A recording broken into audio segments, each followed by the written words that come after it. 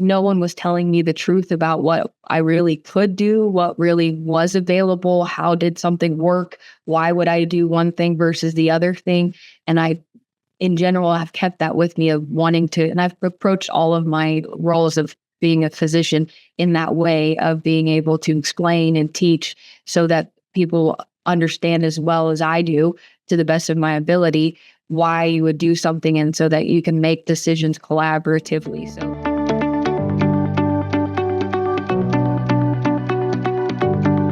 Hello, this is Matt Helton with OneTrust Home Loans, your reverse mortgage experts, and you found the Serving Seniors podcast, where I highlight those businesses and individuals that help seniors not just get by, not just survive, but thrive in retirement. And today we have another one of those awesome people. We have Dr. Helton, and Dr. Helton is going to share with you how she helps seniors improve their situation in retirement, and also give us some background on her and how she got involved in this. So thank you for being here. How are you doing today?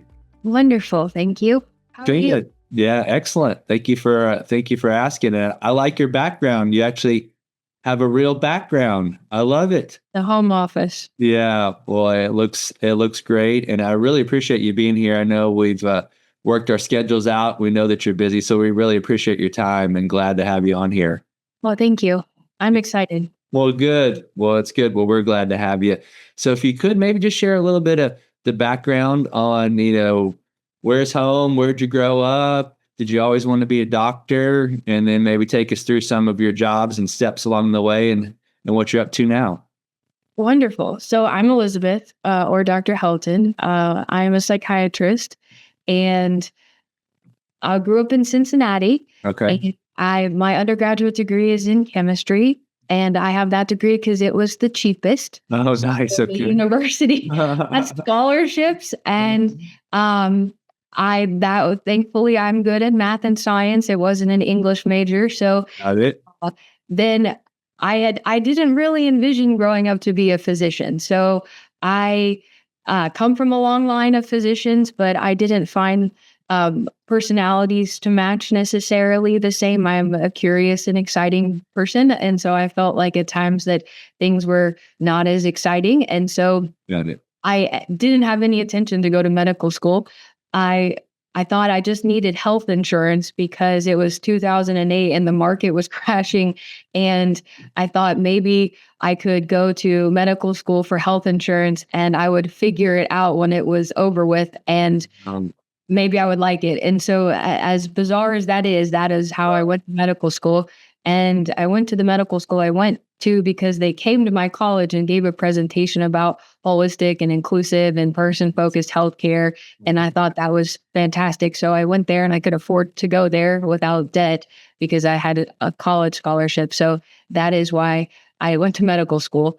And obviously I grew up to be a psychiatrist because we are the ones that like to play, I think, and enjoy humanity and enjoy the human condition. And I love people. And so I didn't really have any intention to grow up to be a physician or to grow up to be a psychiatrist. I didn't really know what I wanted to be and what I wanted to do. So I follow the path in life of where one door opens and I go through it and figure it out when I'm in there. But essentially, I trained in Pittsburgh and I did my residency there. I finished residency in 2016 and I moved to Nashville. I worked at Tennessee Valley VA because I was very focused on and always have been focused on the mind-body connection and physiologic and psychologic trauma and what that does to us as a person, but also how to prevent illness, stop illness, and not just reduce symptoms. And so if you want to be the best at working with trauma, then you go to the VA. So Really? Okay. that was why I went there. And then I was recruited from Tennessee Valley out west, and I was the lead physician for one of the largest telemedicine groups in the U.S. before telemedicine was a thing. So, Nice. and that was during COVID and all of the COVID parts of things. Then I kind of have continued to work in this space within geriatric psychiatry, polytrauma, head injuries, basically neuropsychiatry. So the complexities of our minds, our bodies, and so forth. So I have advanced training in psychology. I was a psychoanalytic candidate, which is the traditional. We always think of Freud from a therapeutic standpoint, but the nuts and bolts are I like to figure out how things work, and I like to be able to understand the mechanism behind something, and then be able to make it better, do better for something, rather than just maybe go from the top down. I like to go from the bottom up. And so that I've always been interested in our minds, how they work, how to take care of our minds, because I find that that is why I'm a psychiatrist. The most important asset that we have as humans is us. And if we say, describe yourself to me, like Matt, you will tell me something that your mind does. I have a podcast. I'm in finance. I like to go fishing. I don't know if you like to fish.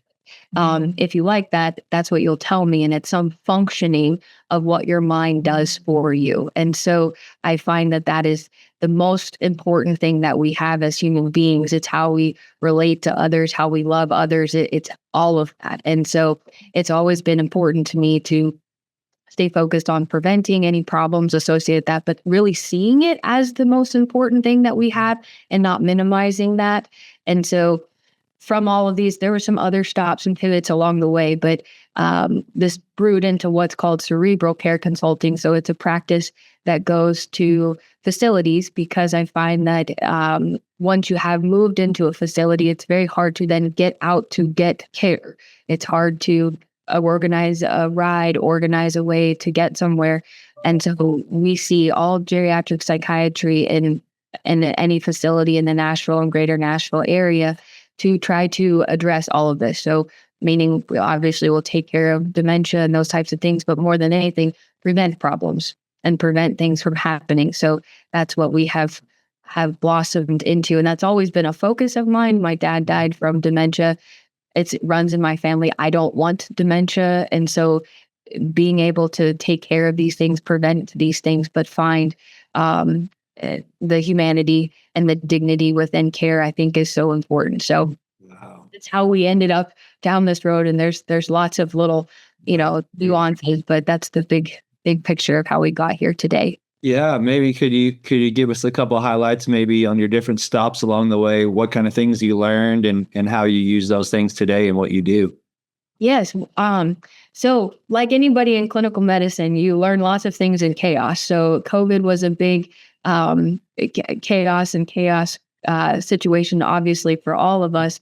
But we learned essentially to be able to manage and take care of things on the fly. So a lot of physician coverage, a lot of oversight, and that kind of started this idea of, for me, that I could come and consult and see somebody, take care of something, and that it didn't matter even if it was just a little bit of time, like if it was just to be able to provide an expert's opinion and coordinate with whomever they may have as primary care, but to increase the access. So that's what sparked the idea, was that what really somebody needed was somebody to come in and say, da da da da da, whatever that might be for the situation.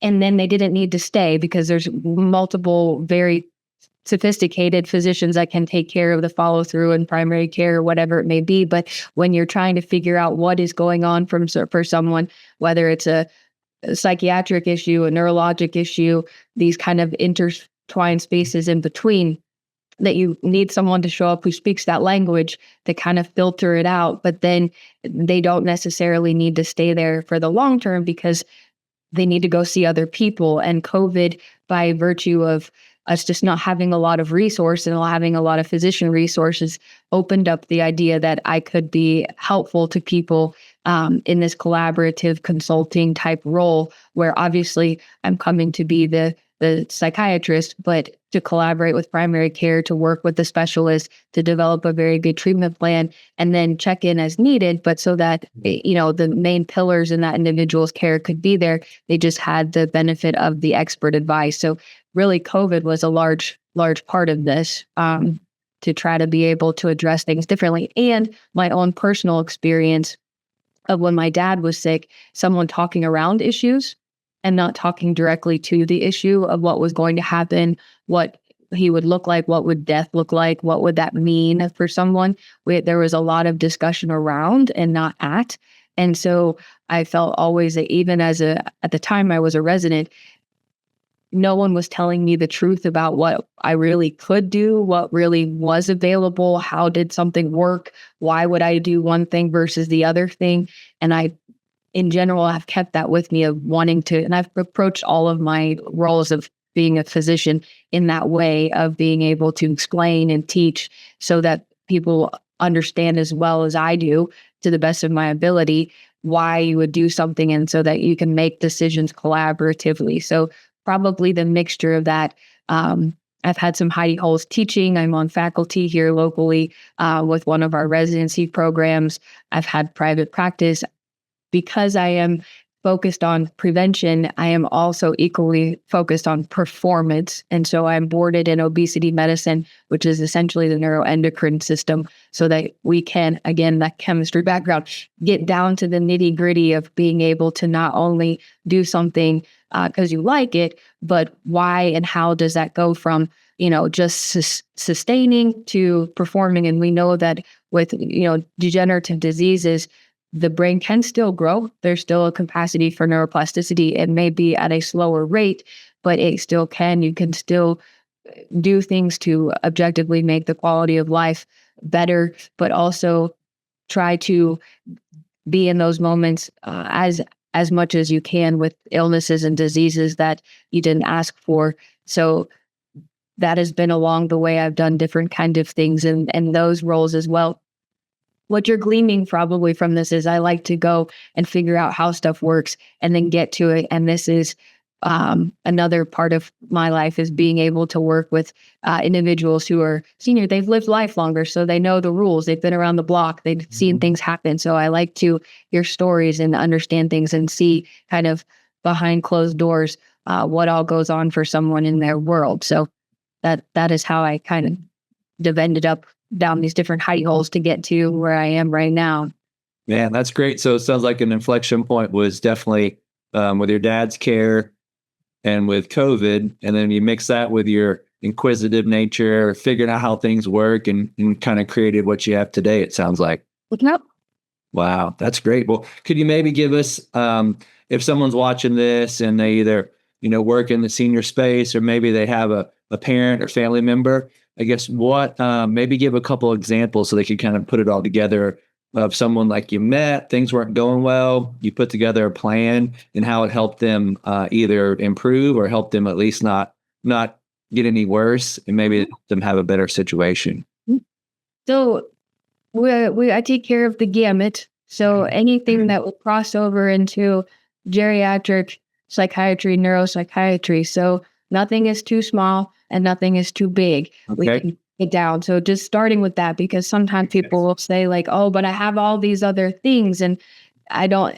And there's a reason they make psychiatrists go to medical schools. We've got to be able to speak all the body and how everything works, but all the mind as well. So we are the translators of the space in between. And so examples, I'm always not the world's greatest at this because I can think of so many things that I think are wonderful. But I think probably the most important thing, that if someone was trying to think through what we did on a daily basis, number one is it's all covered through Medicare. So another part of me believes that once you have paid into something, you should be able to use it and not have to pay more to access quality, good healthcare. So it is open to everybody at every step and stage of where they are. Because we go to facilities and target that population, because right now there's a vacuum of being able to access care and being the generation in between, it allows the child to work, have grant, so that we can communicate kind of consistently. So that's also, I think, important when we're looking at the target audience of who and how it would be helpful. But thinking through cases. So a lot of what I take care of, a big, large part of it is someone with a cognitive disorder, and those come in different types, different variances within that type. So someone can have Lewy body dementia and Parkinson's. They can have a predominant component being more Lewy body dementia versus Parkinsonian symptoms, they tend to go together. I have one patient, or have had patients within that, where oftentimes the medication choices, because the first symptoms are depression, that's why someone will present. And if they have more verbal capacity, which means, that they are public speakers, they're school teachers, preachers, have ginormous verbal capacities because they have to stand up and talk and think on the fly and do all these things. So it can go without someone noticing, depending on how much cognitive reserve the person may or may not have, because often the first symptoms are depression, and then there will be some sort of sleep disruption or something. Okay. But the medications we use to treat depression often make Lewy body sleep disruptions worse because they interfere with a certain phase of sleep. So making sure that we reduce those to what they are, correctly identify the diagnosis, and then do the other things to contribute to the quality of life and quality of care. So this individual in particular is a woman. Women die from UTIs all the time, and it's something we kind of talk around but don't really talk to. And so putting her on a preventative plan for that's not antibiotic based. There's new treatments that are available. Looking at all of the nutraceuticals, which are vitamins and supplements that have actual data to be helpful when we look at neuroplasticity and brain health and development. Even if her brain is sick, that would be supportive to the underworking of how dopamine and norepinephrine and serotonin and these acetylcholine, these neurotransmitters are made, and improving those tanks, so to speak, so there would be more available to cook with rather than treat upon. And then using the treatments that we have that may not be ideal, and very much minimizing the medications that increase the risk of falls, risks of confusion, stuff like that. And so usually that diagnosis has a 5-year lifespan. Once it's been diagnosed, that's average. So this individual is in year 7, I think, or 8. And it's because we've done these other things that she's been able to go to Christmas and go to the soccer games. And she has days that are good and days that are not good. But she's still able to participate in a quality of life that she had wanted, even though at times she's not necessarily able to consent or is aware of what may be going on. Because I started working with her earlier, she and I were able to have those conversations away from anyone else, where she could say directly to me, this is what I want, this is what's important to me. Make sure when I'm gone, you tell this to my so-and-so, please, for me. These memories and stories, I want to make sure that they know are important to me. Can you tell them when I'm gone? Yes. So all of those things is that relationship of care and being able to work through something. Wow. That's one of many. So the philosophy is to be able to look at the human being. So even if it's depression or anxiety, I'm obesity medicine boarded. So meaning I have some patients that the problem is they've had an injury that has aged for 20 or 30 years. And because of that, they've gained weight. They can't move as well. They look depressed, but they would be able to they want to go do something. They want to go engage in something, but they just physically cannot. And the PT that they have is good. It's addressing some things, but looking at their nutrition, looking at the other interventions that we can use. So the medications available for weight loss, rather than the prototypical, you're depressed, let's go on X medication. Let's look at what is causing this picture that looks like apathy, that isn't necessarily apathy or depression, but it's my physical body can't get to the soccer game or can't get in and out of the car easily. So therefore I don't want to go, but not because I don't want to go, but because I physically can't do these things. What are the things that we can do to address this in all of the layers? So meaning exercise, sleep, nutrition, screening. So screen for sleep apnea, screen for this, evaluate for that, run this lab, run that lab, to make sure that we've really looked at every kind of facet for somebody, and then make the treatment plan, which would include for this individual a GLP-1, a sleep apnea test, in changing the physical therapy, adding in a little bit of occupational therapy, working with the kitchen at the facility where he lives, and making an actual meal plan for him with the chef, so that it's something that he's on not necessarily a calorie restricted, but that the protein amount is doubled and that these other things need to be done. And this is what we need to do in order to address these goals.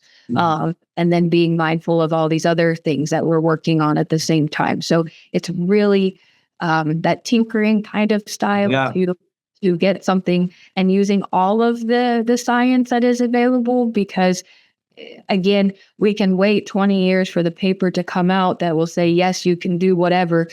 But if you're understanding how things work and how they fit together and what something is, and there's enough of the data there, some of the diseases, there's not a better outcome. So we would be willing to try this or see what happens and provide that close follow-up and that expert opinion and advice to be able to navigate some of those waters that otherwise wouldn't be available, but are scientifically and clinically appropriate and logical to the situation. So really, what are our resources? I like to think of it as like going to Home Depot, so that you can there's 10 different kinds of hammers and there's 1,000 different kinds of saws.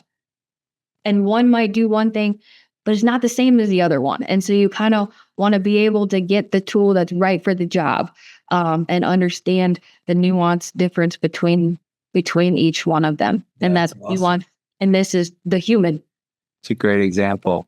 Yeah, that's a great example. Almost like I don't golf, but I've been known to play. They're all clubs, right? But different clubs have different uses, different distances, and you're the one that has the knowledge to hopefully at least you got 12 clubs, it's at least one of these three, and then that gives you the ability to tinker with those to see which one works for the scenario. Right. And you know how you feel that day, you know how the weather is, you know how the grass looks, like how much you slept last night, what the pressure is of who you're playing with, and all all exactly. That's another good analogy. That is fantastic. That's great. So it sounds like really what you've done is just taken the time, because it's so important to you and you really want these seniors to improve, to actually taking the time to not just look at the symptom that's coming out. You're actually taking 2 or 3 layers below and trying to figure out what's the cause.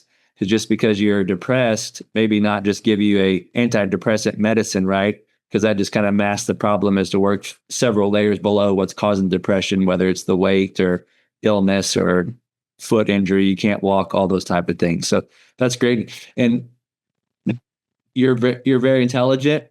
So you've taken the time to figure that out, but also I can tell you care, because anybody could do that. But I'm sure a lot of people just don't really keep it. They're let's get through all these patients. Let's not worry about it. And that's why we wanted to have you on here, because we could tell you really care about these people getting better and these seniors having a better lifestyle and better retirement. So thank you for being that person that really leads with their heart, not just their book smarts. Oh, thank you. You're so welcome. You're welcome. Well, maybe could you share a little bit about, before we finish up here, some of your superpowers, some of your skill set you think that's allowed you to kind of mesh this heart with technical skills to be able to really help these seniors improve? That's a very good question. I haven't thought about that necessarily. I think my talents are, I am innately a very curious person, very curious. And so in order to be a curious person, you can't have very much ego, because you have to be willing to try something out and have it blow up in your face and not work and try something else. And so my underlying currency is to see how something goes. And so that has been my path my whole life. I kind of end up over here because it was, as a chemist, thank goodness, because I'm good at it, but, because it was the cheapest way to go. And I thought that would make sense because I didn't, have any extra money to do something. So I thought that would be reasonable, go to medical school because you need health insurance, go down this road because it's fascinating. And people are what are most interesting to me in general. But I think that is probably the superpower, is that I like to know how things work, and I'm curious to figure it out. So I will tolerate the discomfort, the unknowing, I don't know the answer to this. This is not a great situation because it isn't a great situation. How do we make it better as the best that we can, and really provide that space to work something out? Because in my way, that's how I'm working it out. So I like to be around people rather than be by myself. So if I can do that in the capacity of care and collaborative care, it just works better. And I find that the outcome is better for the patient, but probably the motivator is that I like to work with people. I think you get a better product or better outcome. And that part of me that is curious and competitive likes to do well and do it the best that it can be. But if it can be in the company of others, that is a better outcome, and you get a better answer. Yeah, that is awesome. Well, we're glad to have you because I've seen you do this in person. We were at a case study scenario, and you said, "Hey, can you tell me more? What kind of drugs they're taking?" You went through the drugs, and you're like, "Hold on, say that again." And they're like, "Taking this, taking that, and what's the symptoms?" And you're like, "Well, I need to see the person, but based on what you told me, some of these things could be counteracting." And basically in 5 minutes figured out there's a good chance that the reason why they're acting the way they're acting is because all the people that had the medicines involved in the different parties weren't all talking together. And that's your skill set, right? Is to bring everybody together, get them all on the same page, know what the medicines do, and be able to help people, be able to enjoy their retirement because they're not being over medicated. Correct. And that injuries are a part of living. So we all have something. If you're alive long enough, something's going to get hurt, something's going to break, someone's going to need help. And that humans have evolved to use tinctures, to use something to make it better. And most importantly, humans are really the only mammals that will take something for psychological discomfort. And we always have. It's why people smoke weed and not pine cones. It's why people smoke poppy and, again, not grass, real grass, because humans have tried these things. This is a natural, instinctive part of being a person, is that we try as a species to make something better. We try to help ourselves. That is something that we do that other mammals don't do. And so it's just a part of being, but we don't need necessarily extra. We need to know how it works or what it does and what's available and why one versus the other, and be able to have that space to have that discussion. And again, if you're looking at the mind as the main currency of the person, it makes sense that the psychiatrist is the one weaving that together, because we're the ones that are looking out for the most important asset. How does someone think? How do they feel? What's important to them? We all do that without thinking about it, because that's how we live, that we don't know another way to be until it breaks. That's great. Or gets hurt or something happens. Yeah. Well, that's great. We're glad that you're weaving that all together for us. That is fantastic. So tell me, I guess, as we wrap up here, where if someone's watching this and either they work at a facility, they might think you could really help their population, or if someone's got a family member having challenges, what areas do you serve, and how's the best way for folks to connect with you? Oh, it's wonderful. So we serve Greater Nashville right now, but we're branching out to other parts of the outlier of the city, Murfreesboro, Hendersonville, other areas. Okay. The practice's name is Cerebral Care Consulting. Okay. If you Google it, it'll come up. It'll give all the information for phone numbers and things like that.